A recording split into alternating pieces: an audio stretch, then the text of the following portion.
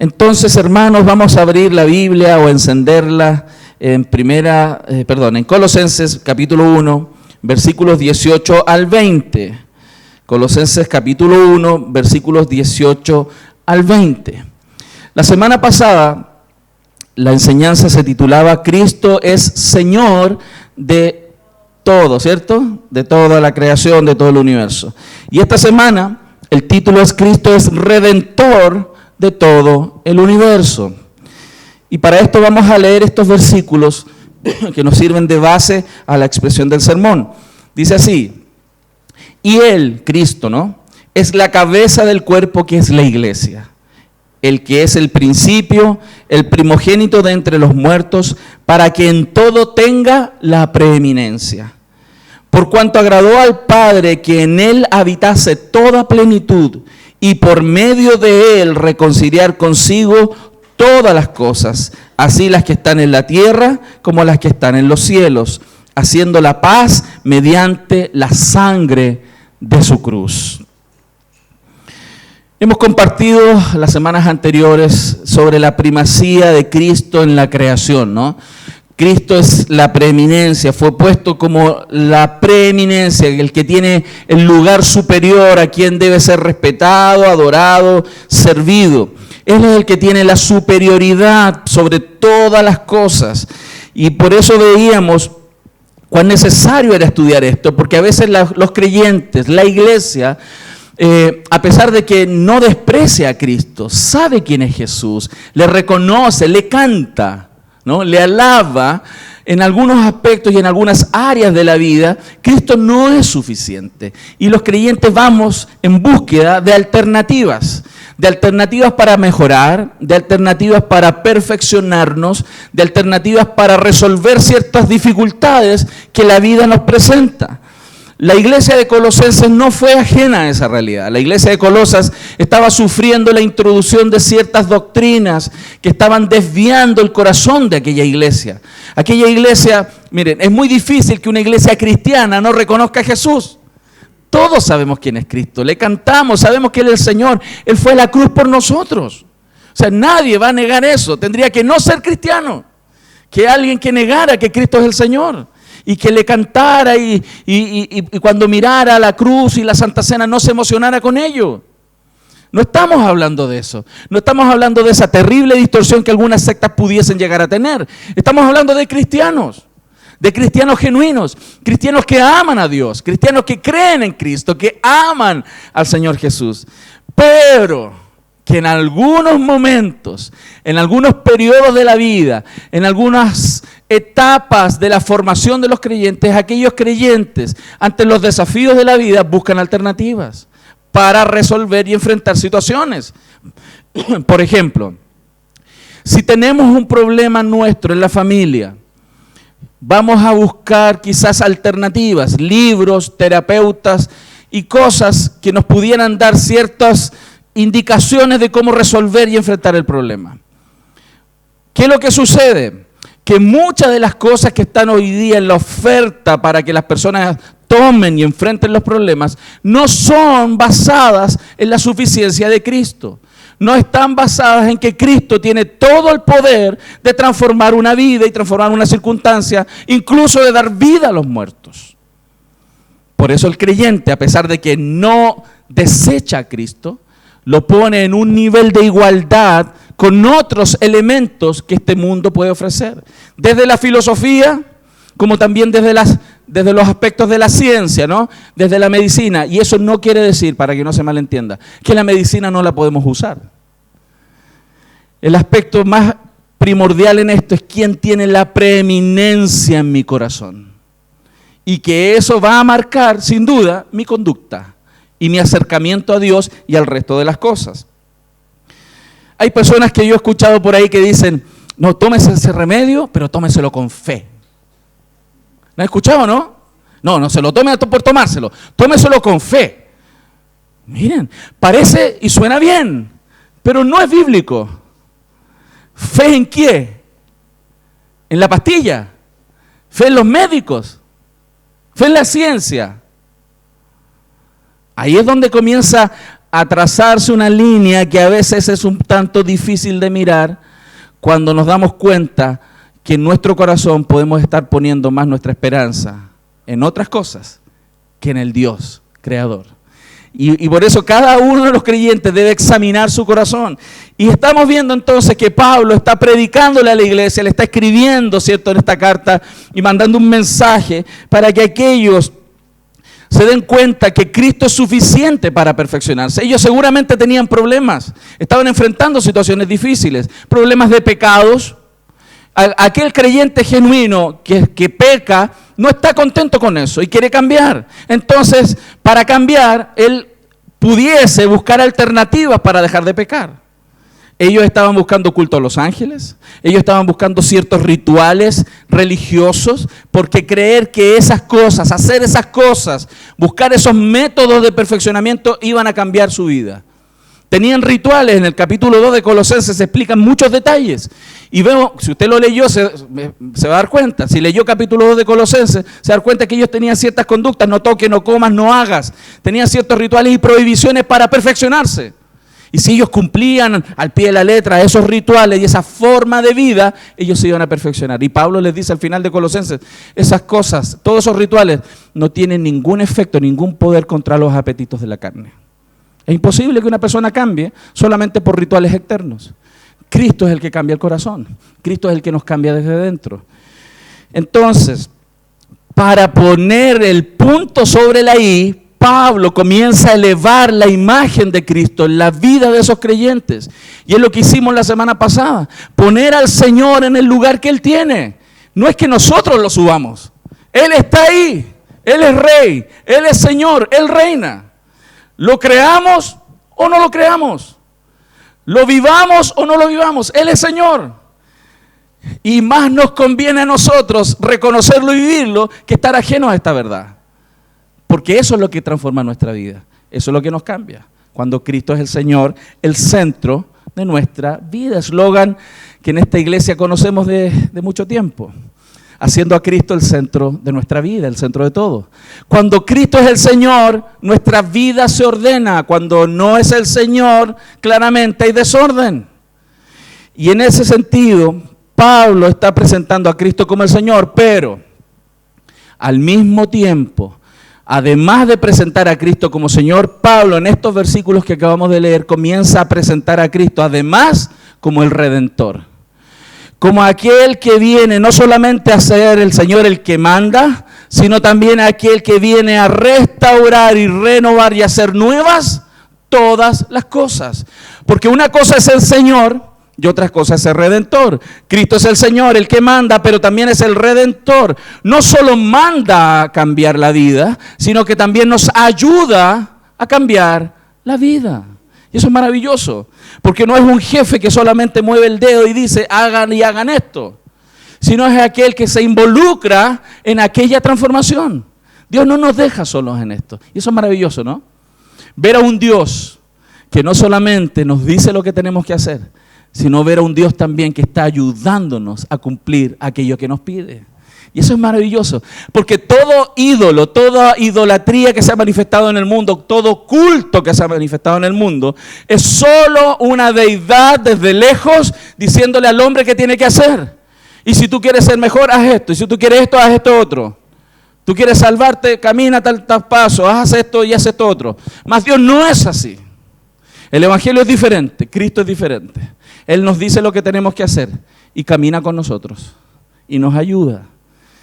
Por eso es tan importante ver a Cristo como Redentor y caminar con Él y Él con nosotros. Por eso ustedes van a ver en Colosenses varias veces esta idea de que Cristo está en nosotros y nosotros en Él. En el libro, en los evangelios también vemos, permaneced en mí, y también dice, yo permanezco en ustedes. ¿Se fijan? Es nosotros en Él y Él en nosotros. Colosenses tiene la misma idea, Cristo en nosotros y nosotros en Él. Porque en esa cercanía, en esa unidad de vida con nuestro Dios, nosotros somos transformados y la redención se aplica en nosotros. Entonces, Cristo, hermanos, no solo tiene impacto en la creación como Señor, sino también como Redentor de todas las cosas. Pero antes de ir al texto, y porque todavía no entro al sermón de lleno, es porque para entender la redención, para entender al Redentor, usted no sé si recuerda, hace algunos meses atrás que hicimos una serie donde prediqué el primer capítulo de Juan.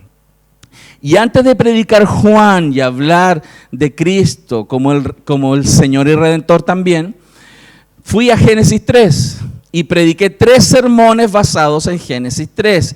¿Por qué? Y quiero traer a memoria un poco eso, porque es imposible apreciar al Redentor si no entendemos de quién nos está redimiendo, de la situación. Hemos hablado varias veces de la caída, pero quiero recordar algunos aspectos con usted. Colosenses, como veíamos, nos está mostrando que Cristo es la cabeza de la iglesia, nos está diciendo que en Él habita la plenitud y que Él viene a reconciliar todas las cosas, que son los textos que leímos. Pero miremos un poco la caída, porque desde Génesis 3, la condición nuestra frente a Dios no era algo menor, era grave. Dice la Biblia que desde la caída los seres humanos, todos, los que nacen también, son enemigos de Dios. No son solo personas neutras. Los seres humanos frente a Dios no son neutros. No es que si siguen a Dios están favorablemente orientados a Dios y si no lo siguen son neutros, son enemigos. Jesús dijo, el que no es conmigo, contra mí es. Entonces, la condición en la cual nosotros estábamos antes de que Cristo llegara a nuestra vida es que éramos enemigos de Dios. Mire, la Escritura dice, ahí está, Romanos 5:10, porque siendo enemigos de Dios, fuimos reconciliados con Dios por la muerte de su Hijo. Mucho más, estando reconciliados, seremos salvos por su vida. Usted tiene que darse cuenta, hermano, y apreciar esto, porque antes de llegar a Cristo usted no era neutro, usted era enemigo. Y si usted dejó de ser enemigo para ser hijo, eso es precioso y grandioso. Y Dios, si lo sacó de la condición de enemigo para ser hijo, usted tiene que tener en cuenta muy fuerte en su corazón de que Dios entonces no tiene nada contra usted. ¿Ok? Porque hay gente que piensa que Dios tiene algo con ellos, ¿no? ¿Qué le pasa a Dios conmigo que siempre? No, Dios no tiene un problema ya contigo. Antes lo tenía. A tal punto que tenía todos sus cañones contra ti y te iba a mandar al infierno. Antes tú eras su enemigo. Y dura cosa es caer en manos del Dios vivo, dice la Escritura. En esa condición estabas. Y en esa condición era la peor condición que alguien puede estar en este planeta. Enemigo de Dios. Pero por medio de Cristo, porque Él es el Redentor de tu vida, dejaste de ser enemigo, ya no eres más enemigo. Y si Dios está haciendo algo en tu vida, es transformarte. Es educarte, como a mí, es madurarnos. Es ayudarnos para que seamos como Cristo. Pero no es enemigo nuestro. ¿Ok? Esa es una condición que hay que considerar para darnos cuenta qué significa la redención. Además, la condición antes de llegar a Jesús, desde la caída, hermanos, es una condición terrible. ¿Por qué? Porque hay enemistad del hombre incluso consigo mismo. ¿En qué sentido? ¿En qué sentido? ¿En qué sentido lo digo? Porque el ser humano no hace lo que es mejor para su vida. Nosotros mismos dejamos de hacer lo que es mejor para nosotros y nos ponemos a hacer lo que nos hace mal. ¿Sí o no? ¿Sí o no? Nos ponemos a ver cosas que contaminan nuestra mente. Nos ponemos a ver y a mirar cosas que lo único que hacen es contaminar nuestro pensamiento. Nos ponemos a hacer y a realizar actividades que nos dañan. Todos lo hacemos. Por supuesto, yo me incluyo en eso. Nosotros somos enemigos de nosotros mismos. Porque hacemos y tomamos decisiones que atentan contra el bien que Dios quiere para nosotros. Dejamos de caminar por la palabra de Dios y caminamos por nuestros propios consejos, lo cual nos daña, nos termina dañando, porque hay caminos que al hombre le parecen rectos, dice la Biblia, pero al final son caminos de muerte. Nos dañan, pero nosotros tomamos esos caminos, no Dios. Entonces, antes éramos enemigos de Dios, pero al mismo tiempo enemigos de nosotros mismos. No teníamos nada de contrapeso. Sin embargo, Dios, por su misericordia, para evitar de que nos sigamos dañando, Él viene todo el tiempo a decirnos, haga esto y no eso. Corrija su pensamiento, corrija su actividad, deje de hacer lo que está haciendo, pero somos porfiados. Somos enemigos de nosotros mismos, nos autodestruimos. Decimos amar a una persona en una familia, en un matrimonio, y hacemos todo para dañar esa relación. Somos enemigos de nosotros mismos, ¿no? Queremos formar una familia, pero hacemos muchas cosas que las destruyen. Y es así. Somos enemigos de nosotros. Pablo lo decía también, decía ahí en Romanos 7:15, 18 al 19, porque lo que hago no lo entiendo. Pues no hago lo que quiero, sino lo que aborrezco. Eso hago. Y yo sé que en mí, esto es, en mi carne, no mora el bien, porque el querer el bien está en mí, pero no el hacerlo, porque no hago el bien que quiero, sino el mal que no quiero, eso hago. Él está expresando cómo él tiene este conflicto de que él mismo tiene un enemigo. Él mismo. Él mismo es un instrumento que se autodestruye, porque hacemos cosas que no convienen. Sembramos para la carne y cosechamos muerte. Eso dice la Escritura.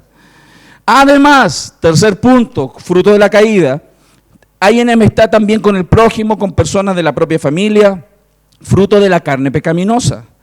La Biblia dice que estamos en una habitación un tanto compleja, hermano. Dice Gálatas 5, 19 al 21.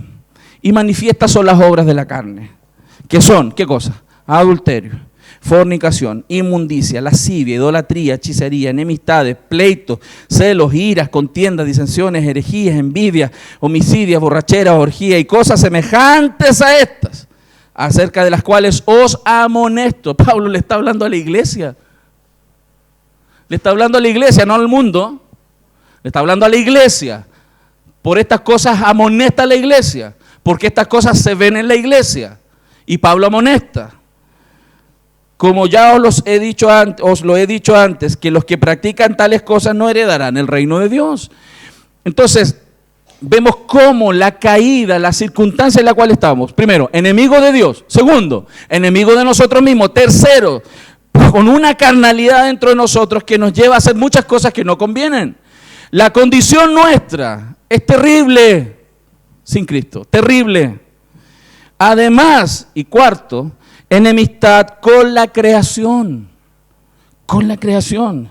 Por eso Romanos 8, 20, 22 dice, porque la creación fue sujetada a vanidad, no por su propia voluntad, sino por causa del que la sujetó en esperanza, porque también la creación misma será libertada de la esclavitud de la corrupción a la libertad gloriosa de los hijos de Dios, porque sabemos que toda la creación gime a una y aún está con dolores de parto hasta ahora. Lo que este texto nos está mostrando es que la creación está sufriendo, la creación gime, la creación está doliéndose. Es interesante ver cómo este texto nos está mostrando como que esta creación tuviese vida, ¿no? Como si tuviese una capacidad de sentir y de reaccionar. Pero fíjense, lo que nosotros vemos en la creación es violencia. Esta creación está revuelta, está sufriendo, está distorsionada. Vemos los cataclismos, vemos los terremotos, ustedes observan los animales entre sí cómo se tratan. Se matan, son sanguinarios. La muerte y el dolor es parte de esta creación porque está gimiendo, iglesia. Esta creación está dolida, esta creación está padeciendo, hermano, a causa de lo que sucedió en Génesis 3. Toda la creación está así. Y está gimiendo y está pidiendo salir de esta situación. Génesis 3:17 dice por qué pasó. Esto pasó por causa del hombre. Y el hombre al hombre dijo, por cuanto obedeciste la voz de tu mujer y comiste del árbol que te mandé diciendo, no comerás de él, maldita será la tierra por tu causa. Con dolor comerás de ella todos los días de tu vida. Es fuerte escuchar esto, es doloroso escucharlo, pero esta es la razón, estos 4 puntos que les estoy mostrando, hermanos, estas son parte importante de la razón por la cual vino Cristo. Cristo vino a ponerse en el lugar que le corresponde como Señor, pero también en el lugar de Redentor, porque toda esta circunstancia necesita ser cambiada. El mundo necesita ser transformado, el clima necesita ser transformado, la relación entre los animales necesita ser transformado, la calidad del aire, el cómo están los ciclos biológicos y marítimos, cómo funciona nuestro planeta necesita ser cambiado, hermano, porque se está destruyendo, porque este planeta está gimiendo. Toda la creación, no solo nosotros. A veces los creyentes piensan que Cristo vino solo por nosotros, que Cristo vino solamente a salvarnos y a morir por nuestros pecados. No, hermano, Cristo vino a transformar y a renovar toda la creación. Él va a hacer nuevas todas las cosas, no solo a nosotros. Y los creyentes tenemos que entenderlo y participar de eso.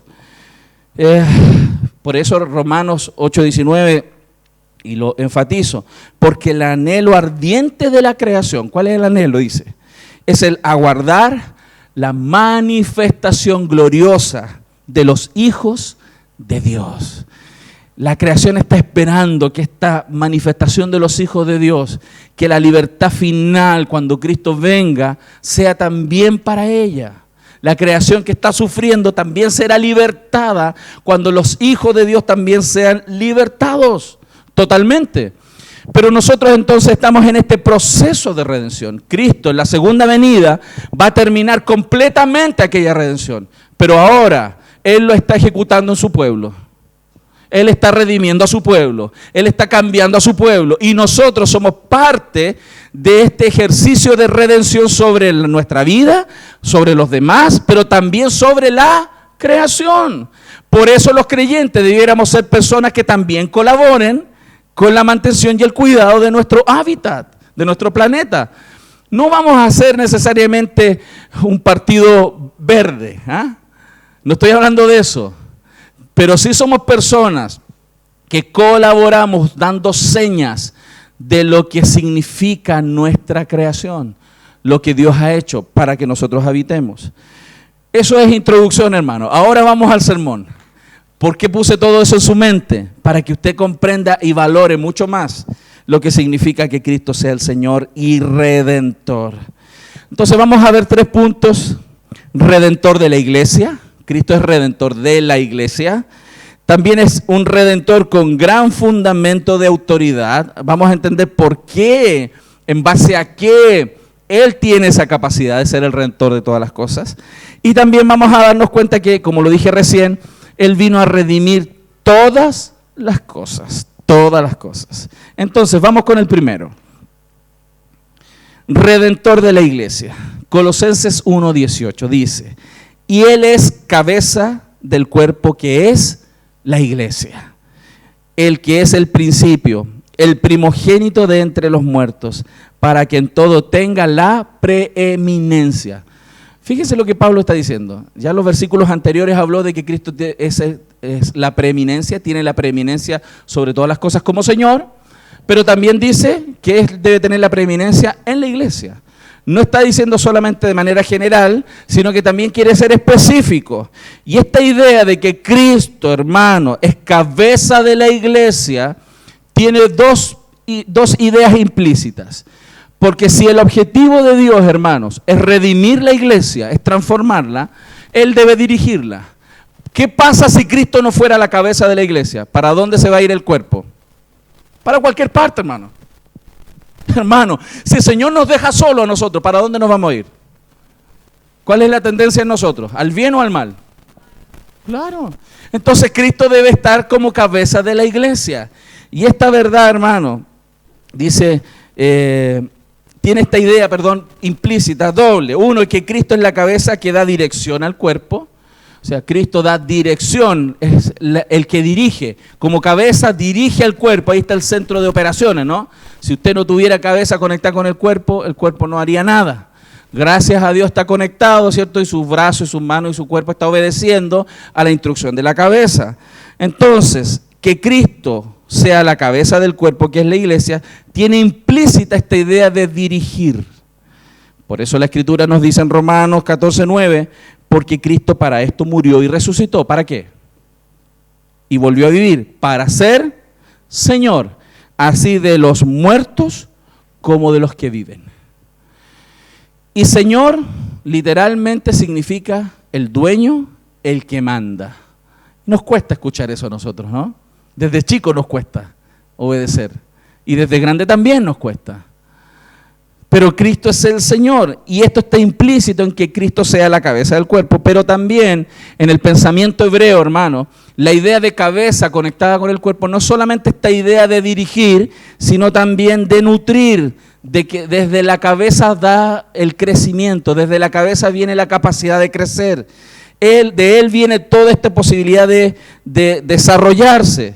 Colosenses 2:19 dice, y no haciéndose de la cabeza, lo explica de manera contraria Pablo más adelante, en virtud de quien todo el cuerpo, nutriéndose y uniéndose por las coyunturas del ligamento, crece con el crecimiento que da Dios. Aquí este texto, en su contexto, está explicando que los creyentes que no están conectados, que no están unidos a Cristo, que Cristo no está siendo su cabeza, no tienen entonces la capacidad o la virtud de estar conectados, nutriéndose y creciendo por todas las coyunturas, con ese crecimiento que da Dios. El creyente necesita estar conectado con Dios, con la realidad espiritual, que es algo que Dios hizo, pero también con la realidad práctica. Porque efectivamente aquel que ha nacido de nuevo ya está unido con Dios. Pero otra cosa es que yo esté en Él. Una cosa es que Él esté en mí y otra cosa es que yo esté en Él. Usted puede estar nacido de nuevo y desconectado de Dios. Usted puede tener al Espíritu Santo y ser nueva criatura, sin embargo vivir independiente de Dios. Y aquella persona que vive independiente de Dios no crece, solo nace, pero no crece. Entonces está implícito que Cristo nos dirige, pero que también es la fuente de todo lo nuevo que tiene que pasar en nuestra vida. Todos los creyentes tenemos esperanzas de cambio. Queremos que cambien ciertas circunstancias en nuestra vida, ya sea económicas, relacionales, ciertos familiares, en nuestro cuerpo. Tenemos siempre expectativas. ¿Por qué queremos que las cosas cambien? Porque la realidad nos muestra que hay una necesidad, ¿cierto? Todos nosotros tenemos necesidad. Si yo le preguntara, ¿qué necesidad tiene usted? ¿Hay alguna necesidad por la cual orar? Todos podríamos presentar alguna necesidad. Que queremos ver a nuestros hijos maduros, que queremos que nuestros hijos terminen los estudios, que queremos que nuestro matrimonio se arregle, que queremos esto, porque hay cosas que vemos desordenadas, hermano. Necesitamos ayuda. Aquel entonces que reconoce esa necesidad sabe que está en un mundo difícil, sabe que está en un mundo caído, que necesita ser redimido. Y aquel que puede redimir la creación, dirigiéndonos, pero también ayudándonos, es Cristo. Pastor, lo repite tantas veces, es que es tan necesario escucharlo. ¿Por qué es necesario escucharlo? Porque hay creyentes en los cuales Cristo no es su Señor y por lo tanto no es su Redentor. Viven independientes y viven agobiados por las mismas cosas todo el tiempo, hermano. Es impresionante, personas que pueden llevar 5, 10, 15, 20 años con los mismos problemas. Y dice, ¿hasta cuándo? Maduren. ¿Por qué? Porque una cosa es que Jesús sea el Señor y que esté ahí, que haya nacido de nuevo, y otra cosa es que la persona obedezca y se rinda a Cristo y deje que Cristo redima toda circunstancia en su vida. ¿Ok? Entonces, ¿por qué entonces aquí dice el texto que Cristo es cabeza de la iglesia y también es el primero entre los muertos? Porque Él tiene el poder de restaurar, incluso dar la vida. Cuando muramos, hermanos, va a llegar el día donde Cristo llegue de vuelta, si es que morimos antes de ese evento. Y Él va a resucitarnos, hermanos. Porque Él tiene el poder de hacerlo. Él tiene el poder de que después que te hayan comido todos los gusanos, y tu cuerpo se haya convertido en polvo y tus huesos estén ahí quizás todavía, Él tiene el poder de darle vida a esa tierra. Entonces, ante esta realidad, ¿y por qué Pablo pone ese texto ahí? Para que los de Colosenses, como también nosotros hoy día, nos demos cuenta delante de quién estamos, quién es el Señor. Y que entendamos que cuando vivamos la vida, dos cosas: vivamos de acuerdo a lo que Él dice, y segundo, no temamos, porque Él está con nosotros redimiendo todo. Esos dos elementos son tan relevantes para un creyente: saber dónde ir y que alguien nos acompañe. ¿Sí o no? Saber dónde ir, pero que alguien nos acompañe, porque no nos gusta ir solos, porque no podemos solos. Dios dijo: yo soy tu Señor y te digo dónde ir, pero yo voy a acompañarte y voy a redimir contigo aquella situación. Pero hay creyentes necios que no quieren escuchar a Dios y hacen lo que ellos quieren y siguen haciéndolo, y por eso siguen con los mismos problemas, y los vas a tener, hermano, hasta que te mueras, si Cristo no es tu Señor y no te dejas guiar por Él. Cristo es el Señor, pero también es el Redentor que te acompaña. ¿A cuánto les gusta eso? Amén. Entonces, esto tiene implicaciones tremendas para la iglesia. Primero, en los aspectos directivos, hablemos de eso. Si Cristo es el Señor de la iglesia, esto es real para la iglesia universal, pero también para la iglesia local. Cristo es el Señor de esta iglesia y debiese ser el Señor de cada iglesia local. ¿Y qué quiere decir esto? Que en todo Cristo debe tener la preeminencia. Aquí no la tiene el pastor, aquí no la tiene un consejo de líderes, aquí no la tiene nadie sino Cristo. Y si la Biblia dice algo, aunque el pastor diga otra cosa, se hace lo que la Biblia dice. ¿Se da cuenta? Porque ¿quién tiene la preeminencia? Cristo, no el pastor. Entonces, si el pastor está pidiendo algo que no está en la Biblia, usted puede decir: yo no lo voy a hacer. Distinto es que el pastor le diga: haga lo que la Biblia dice. Ahí usted tiene que obedecer.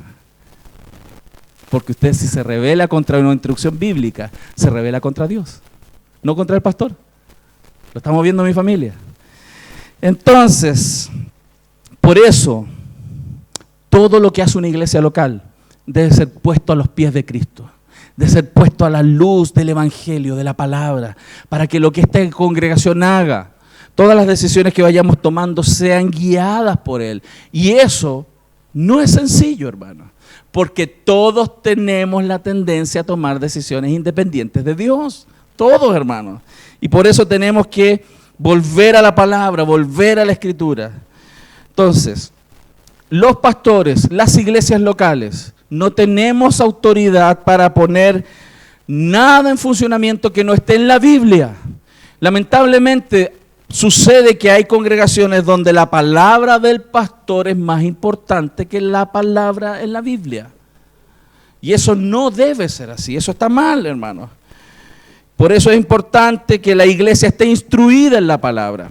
Si yo le estoy diciendo, hermano, métase en el plan de lectura de la Biblia, lea los 4 capítulos diarios, 5 capítulos diarios, ¿por qué cree que es? Para que Dios le hable a usted, para que nadie le meta el dedo en la boca, para que Satanás deje de zamarrearlo y hacerlo tambalear todo el tiempo en su carácter y en sus decisiones, para, como dice la Biblia, usted ya no sea un niño fluctuante llevado por cualquier viento de doctrina, sino que usted reciba su crecimiento y crezca a la estatura de un varón perfecto. No es porque el pastor se le puso que usted debe leer la Biblia, es porque Dios dice que usted debe leer las Escrituras y estudiarlas profundamente. Lo estamos viendo. Y eso, como Dios, el Señor le dijo a María, ¿no? A María y Marta, ese tema, le dijo: tu hermana eligió lo mejor. Le dijo a Marta: tu hermana eligió lo mejor. Lo más importante, estar a los pies de Cristo escuchando su palabra. Amén. Entonces, eso es lo relevante, es lo relevante. Y si los pastores fueron puestos dentro de las iglesias, son para sujetarse a ellos cuando los pastores están conforme a la Biblia, cuando estamos pidiendo lo que la Biblia enseña. Por eso en 1 Tesalonicenses 5:12 dice: os rogamos, hermanos, que reconozcáis a los que trabajan entre vosotros y os presiden en el Señor y os amonestan. Cuando alguien no obedece lo que yo pueda sugerirle como pastor de la iglesia conforme a las Escrituras, y usted hace todo lo contrario, mire, pierda cuidado respecto de que si usted me ofende o no me ofende, porque no me ofende. Esto no es personal. Si usted no hace lo que yo le estoy diciendo bíblicamente, no piense que yo me voy a molestar con usted, porque no me voy a molestar con usted. Porque no es personal esto. Yo estoy dándole a usted lo que el Señor dice que usted debe hacer. Y si usted no lo hace, no se está rebelando conmigo, se está rebelando con Dios. Yo soy solo una voz que clama en el desierto, para que usted se guíe por lo que Dios dice. Amén. Pero Él dice que usted debe reconocer la autoridad delegada puesta en los pastores para instruir y apacentar la grey. Amén. Y no es porque el pastor tenga la autoridad en sí mismo, sino ha sido delegada por Dios. Entonces, el primer punto, como veíamos, que Él es redentor de la iglesia. Y significa entonces que la única manera de que una iglesia sea renovada, que la única manera en que una iglesia sea restablecida, de la única manera que una iglesia crezca, de la única manera que una iglesia deje de pecar tanto y peque menos y muestre más a Cristo, es cuando Cristo está ahí. Es que cuando Cristo está en el centro, cuando Cristo es el centro de la predicación y cuando Cristo es el centro de todo lo que la iglesia hace. ¿Se fija? ¿Y por qué lo digo? Uno pudiera estar haciendo obras sociales que son buenas. ¿Cuántos creen eso? Es bueno, ¿no? Es bueno ir al hogar, es bueno ir al hospital, es bueno ayudar a los pobres, es bueno ir al campamento El Peñón. Es bueno, pero ojo, cuidado. Eso no está por sobre la necesidad de tu propia redención. Porque hay personas, como pasa en algunas religiones, como la religión más común de este país, que las personas se sienten bien consigo mismas porque están ayudando a los necesitados. Y creen que eso es. Y ya están bien con Dios porque están dando. Eso es una tontera, soberana estupidez. Porque lo que Dios quiere no es solo que nosotros ayudemos a los necesitados. Dios quiere transformar nuestra vida. Que Él sea glorificado en nosotros. Bueno, grande sería que si antes eras amarrete y ahora das. Fantástico, porque eso es redención. Si antes eras manito de guagua, que cuando te abrieron la mano aquí había todavía la pelusa del pañal de chico, ¿cierto? Y si antes eres amarrete y ahora eres generoso, fantástico, eso es redención. Pero hay personas que antes de llegar a Cristo eran generosas y siguen siéndolo. Eso no fue redención. Eso solamente es sensibilidad en el corazón ante la necesidad de los otros. Y lo hacen más por ellos que por la necesidad de los demás, porque no pueden soportar ver la necesidad de otros. Si no la vieran, no serían tan generosos. Hay personas así. Lo que el Señor quiere es toda nuestra vida, todo nuestro corazón. Quiere redimir cada área de nuestra vida. Y eso es lo que Él vino a hacer. Amén. Por eso Cristo es cabeza de la iglesia universal, también local, y también cada uno de los miembros de aquella iglesia. Segundo punto, Cristo es el Redentor con gran fundamento de autoridad. ¿Por qué? ¿Por qué lo puse así?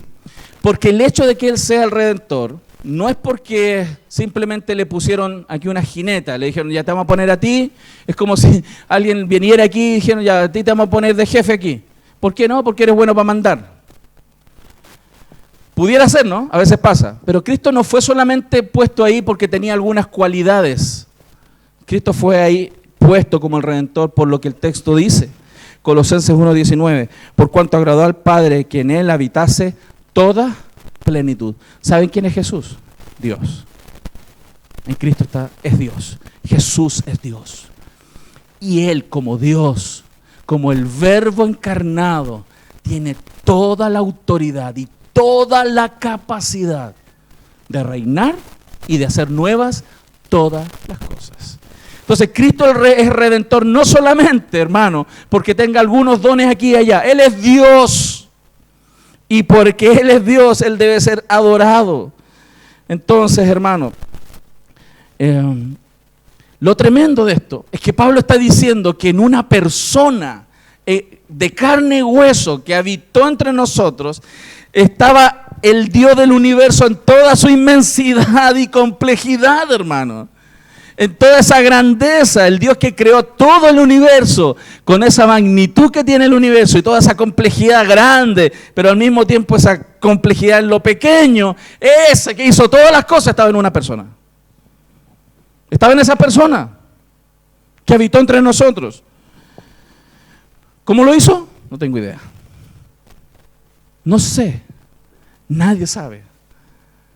Solo Dios sabe. Pero en medio nuestro caminó Dios. Y ese Dios que vino y caminó entre nosotros murió y resucitó y hoy día está reinando. Y ese rey que tiene el poder por sobre la muerte, que tiene el poder de crear el cosmos, de crear esa inmensidad, pero al mismo tiempo la complejidad de lo pequeño, ese es el Dios que tiene puesto el rol de redentor de tu vida. Y eso es muy bueno, ¿sabes? Porque si su vida dependiera, si su matrimonio dependiera, si sus hijos dependieran de un pastor como yo, usted está frito. Usted está fregado. Si su vida dependiera de otras personas de este planeta, su vida está fregada. No tiene futuro. Si su economía dependiera de lo que los hermanos le pueden ayudar, usted está frito. Si su sanidad dependiera de lo que los médicos pudiesen hacer, usted está frito. ¿Sabe de quién usted depende? Del que hizo el cielo y la tierra. De aquel Jesús que caminó entre nosotros y que es capaz de hacer todo de nuevo. Lo estamos viendo en mi familia. Y eso es lo que los creyentes debemos meternos aquí en la cabeza y en el corazón. Porque a veces se nos olvida, hermano. A veces se nos olvida que ese Jesús es el redentor de nuestra vida. Aquel es el que sostiene nuestra vida. Aquel es el que sostiene nuestra economía. Aquel es el que sostiene a nuestros hijos. Aquel es el que sostiene toda nuestra vida. No otro. No alguien menor que Él. Y eso es bueno recordarlo. De hecho, la Escritura dice en Colosenses 2:9, porque en Él habita corporalmente toda la plenitud de la deidad. Eso es como que para que te vuele la cabeza. ¿Cómo rayos pasó eso? ¿Cómo rayos el Dios del universo está metido ahí en esa persona? Jesucristo, hermano, entonces no es solo el fundador de una religión, no es un lindo maestro y un buen maestro, no es solo un gran profeta. Jesucristo es Dios manifestado en forma humana. Por esta razón a Cristo se le puede adorar. Por esta razón a Jesús se adora. Por esta razón le cantamos a Jesús como Dios. Porque si Él no fuera Dios, estaríamos cometiendo herejías todos los domingos aquí. Estaríamos blasfemando. Pero porque Jesús es Dios, podemos adorarle. Hermanos, y el hecho de que Él sea Dios significa, hermanos, que Él es cabeza de la iglesia. Que significa también que tenemos que seguir su ley sin cuestionarla, porque Él es Dios. Debiéramos obedecer sus mandamientos sin cuestionamiento. Al mismo tiempo, no atrevernos a alterar sus mandamientos, porque hay cristianos que alteran sus mandamientos. Los transforman. Hay predicadores que distorsionan la verdad y predican lo que quieren predicar y no lo que el texto quiere decir. No podemos ni alterarlo, ni añadir o quitar aspectos de esta palabra. Porque cuando Jesús les dijo, eso es la ley de Dios, dicha a los hombres. ¿Lo estamos viendo? Entonces, la deidad de Cristo tiene un aspecto importante. El saber que todo Dios estaba en Jesús tiene otro aspecto importante para que usted lo aprenda hoy día. La idea del panteísmo queda fuera. ¿Cuál es el panteísmo, hermano? Se los voy a explicar como enseñanza. El panteísmo es esta idea de que todas las cosas materiales son divinas porque Dios está en ellas. ¿Vieron la película Avatar? Eso es panteísmo puro. Todas las cosas están vivas y están todas conectadas con la vida. Entonces, si usted le pega a un árbol, está pegándole a Dios, porque el árbol es divino y hay culturas que adoran los árboles. Entonces, que Dios es parte de la creación y entonces esa creación es divina. Y hay que adorarla porque es la creación. Hasta ese nivel pueden llegar las distorsiones, hermanos. Hasta ese nivel. Por lo tanto, hermanos, eso es errado, porque ¿sabe dónde Dios habitó corporalmente? En Cristo. La única habitación corporal que Dios ha tenido y que Dios guardó para ellos fue Jesús en la tierra. Cristo fue el único ser en que toda la plenitud de la deidad habitó corporalmente. Dios no habita en estas paredes, ¿sabes? En la madera, no está entre medio del terciado. Dios no está aquí. no está en esas cosas. Dios mora en todo porque Dios es espíritu, ¿no? Pero no es que las cosas ahí son divinas porque Dios está entre medio de esas cosas. Ojo, para que usted no adore las cosas. Dios no mora en un crucifijo. Hay personas que creen que está ahí, en un crucifijo. Dios no habita en las cosas materiales. Dios habitó en una sola persona, Jesús. Toda esta idea panteísta a veces se ha metido en la iglesia. Es más, hermano, hay personas que tienen miedo de ciertos amuletos y que si lo ponen en su casa, puede haber un demonio en el amuleto, hermano. ¿Qué es eso? Un panteísmo religioso. ¿Creen que los demonios están adentro de la materia? No, los demonios andan dando vuelta por todos lados, hermano. ¿Está el mono o no está el mono en tu casa? Y no van a entrar a tu casa porque hay un mono o no hay un mono. Eso es ignorancia bíblica. Eso es panteísmo. Las cosas no son divinas ni son satánicas. El diablo es satánico y sus demonios, y los ángeles y Dios son divinos. Pero no las cosas. Para que tengas cuidado, hermano, porque estas ideas están ahí. Cristo fue quien fue corporalmente la habitación de Dios. Él se encarnó de una manera tan particular que nadie más lo ha hecho. Porque Él es Dios. Es más, Salomón sabía esto y él sabía que Dios no podía habitar en un templo. Este templo, ¿cómo va a contener a Dios? Pero lo loco, lo tremendo, es que Dios habitó en Cristo. Y ese es nuestro Señor. Quizás alguien se pregunte, ¿y por qué tanto Cristo? ¿Y por qué tanto Cristo? ¿Y por qué tanto Cristo? ¿Y por qué no hablamos más del Padre? Porque a Dios le plació habitar corporalmente en el Hijo. Y que Él recibiera toda la gloria. Porque cuando Cristo fuese puesto al final de los tiempos como el Señor sobre todo, y todas las cosas sean rendidas y toda rodilla doblada frente a Cristo y todo le fuera devuelto al Señor Jesús, el mismo Cristo, dice Corintios, le entregaría todo de vuelta al Padre. El Padre recibe su gloria cuando nosotros honramos al Hijo. ¿Lo estamos viendo, mi familia? Entonces, esto tiene implicaciones también para nosotros como iglesia. Entonces, los objetos rituales no tienen poder porque Dios no habita en ellos. No está en un crucifijo, no está en una foto, no está en el agua bendita. No vayan a andar comprando agua bendita, hermano. Vamos a tirarle agua bendita al niño para que ya duerma mejor. Ay, Señor. Vamos a rezarle no sé qué cosa. Vamos a ponerle una cosita en la pared aquí colgando porque eso le va a hacer para que los espíritus no lleguen. Ay, no haga esas cosas. Eso es panteísmo, eso es ignorancia bíblica. Yo le estoy animando a que usted crea en lo que la Biblia dice. Tampoco, hermanos, abra la Biblia en el Salmo 91 para que los demonios no lleguen a su casa. Hasta eso aparece por ahí de repente, ¿no? Gracias a Dios que en esta iglesia no, amén. En otra iglesia, amén. ¿Sí? Ya, gloria a Dios. Entonces, así como los objetos no tienen la presencia de la deidad, tampoco lo tienen en el aspecto satánico.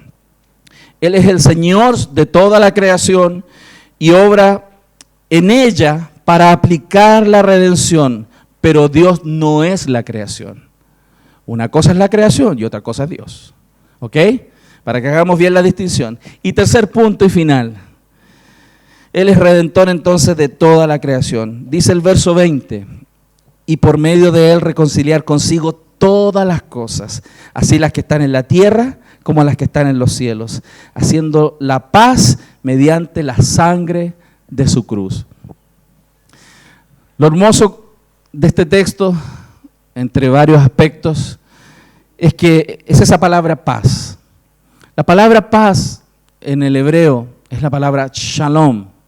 Shalom, que significa, es esa manera que tienen los hebreos de expresar que está todo bien. De ese bienestar que viene de que está todo en su lugar. ¿No? Cuando nosotros estamos intranquilos, cuando hay algún aspecto en nuestro entorno, en nuestra vida que no está como debe estar, ¿cierto? Y estamos preocupados, y estamos pensando.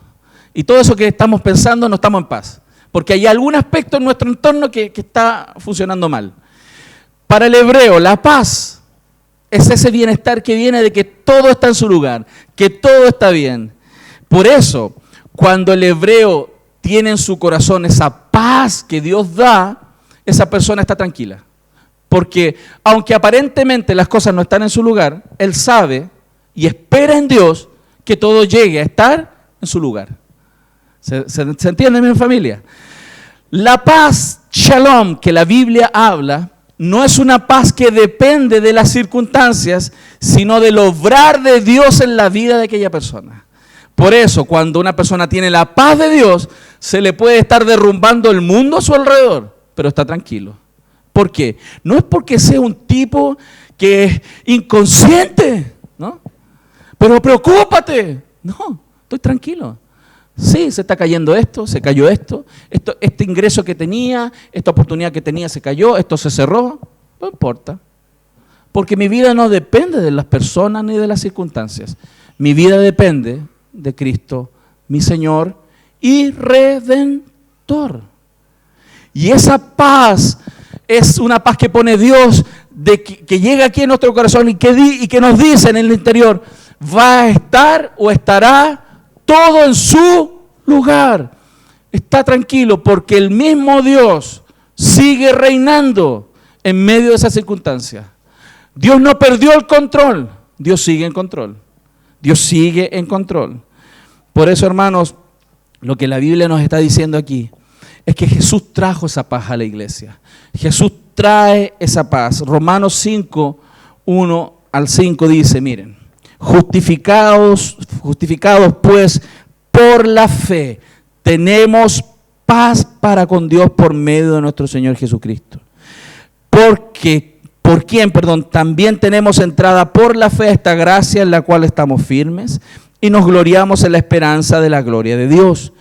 Y no solo esto, sino también nos gloriamos en las tribulaciones, sabiendo que la tribulación produce paciencia, y la paciencia prueba, y la prueba esperanza, y la esperanza no avergüenza, porque el amor de Dios ha sido derramado en nuestros corazones por el Espíritu Santo que nos fue dado. Fíjense lo que este texto nos está diciendo. Dice que Cristo el Señor, nos justificó, ¿cierto? Y por lo tanto tenemos paz para con Dios. Lo quiero poner en contexto. ¿Quién es el único que puede destruir tu vida y hacerla trizas con todas las capacidades y nada lo puede impedir? ¿Sabes quién es? Dios. ¿Qué? Sí. ¿Sabes quién es el único que de verdad puede eliminarte y causarte el peor dolor de tu vida y destruir todo tu entorno? Dios. ¿Cuándo? Cuando era su enemigo. Cuando era su enemigo, ahí sí que estabas en problemas. Pero ya no. ¿Sabes por qué? Porque Jesús hizo la paz entre Dios y nosotros.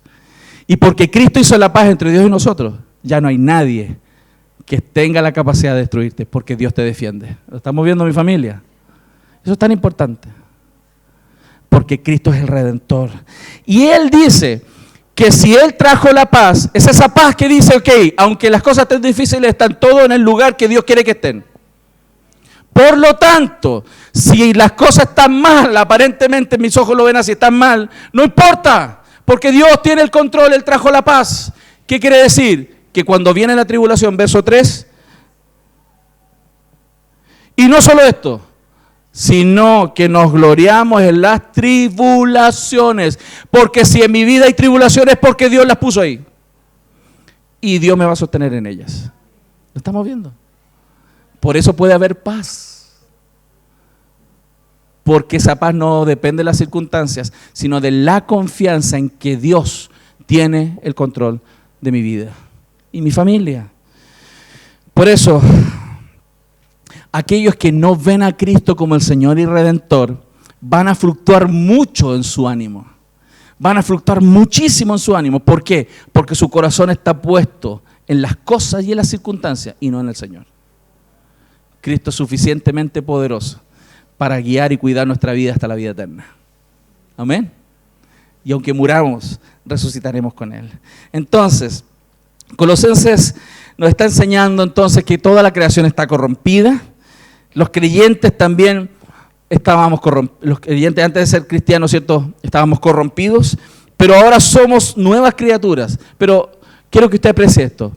No solamente usted es nueva criatura, sino que la creación también será nueva. La creación también será redimida. nuevos cielos y nueva tierra vendrán. Y eso es maravilloso, porque lo que hizo Cristo fue más que pagar por nuestros pecados. Cristo pagó el precio para que toda la creación fuera redimida.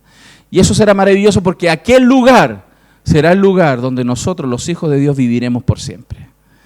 Entonces, si a ti te gusta este planeta, está muy bien porque está bonito todavía, ¿no? Hay lugares que están feitos por la contaminación, etcétera, pero hay lugares que quedan bonitos. Si a ti te gusta este planeta, espera ver el que Él va a hacer. Porque es más hermoso, según lo que la propia Biblia nos muestra, de esta primera creación. Y en ese lugar no habrá más lloro, no habrá más lamento, no habrá más tristezas, no habrá más faltas, porque Él reina y el pecado no existirá más. Y quiero alentar tu corazón con esto, porque el mismo Dios que está en lo más profundo del corazón de sus hijos renovando, es el mismo Dios que también está renovando todo el cosmos, todo el cosmos. Y la Escritura nos muestra en 1 Corintios, capítulo 15, versos 20 al 28. Ahí está. Miren lo que dice la palabra y quiero terminar con esto. Mas ahora Cristo ha resucitado de los muertos. Primicias de los que durmieron es hecho. Porque por cuanto la muerte entró por un hombre, también por un hombre la resurrección de los muertos. Porque así como en Adán todos mueren, también en Cristo todos serán vivificados. Pero cada uno en su debido orden. Cristo, las primicias, luego los que son de Cristo en su venida. Luego el fin, cuando entregue el reino al Dios y Padre, cuando haya suprimido todo dominio, toda autoridad y potencia.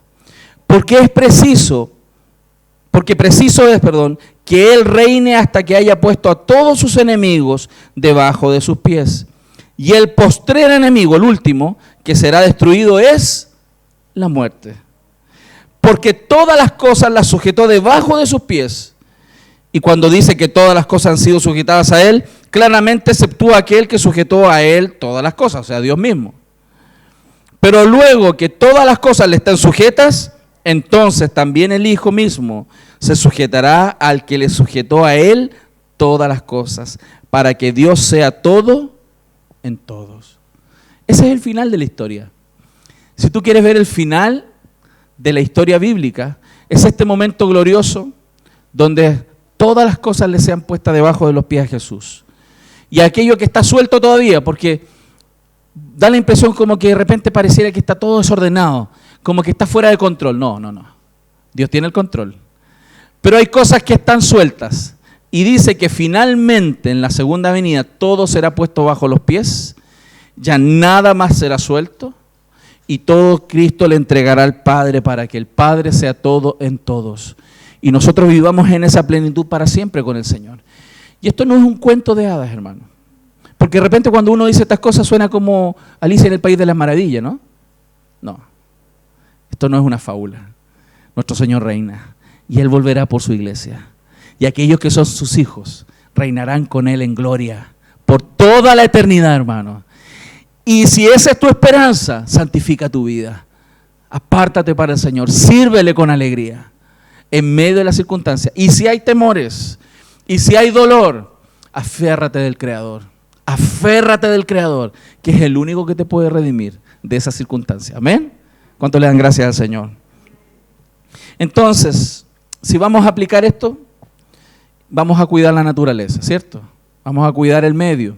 Pero no porque haya vida en la naturaleza, ¿no? No porque Dios esté ahí y sean las plantas divinas, ¿no? Sino que vamos a cuidar la naturaleza. ¿Saben por qué? Porque Dios las hizo. Son de Él. A Él le pertenecen. Este planeta es de Dios. No es nuestro. Entonces tenemos que cuidarlo.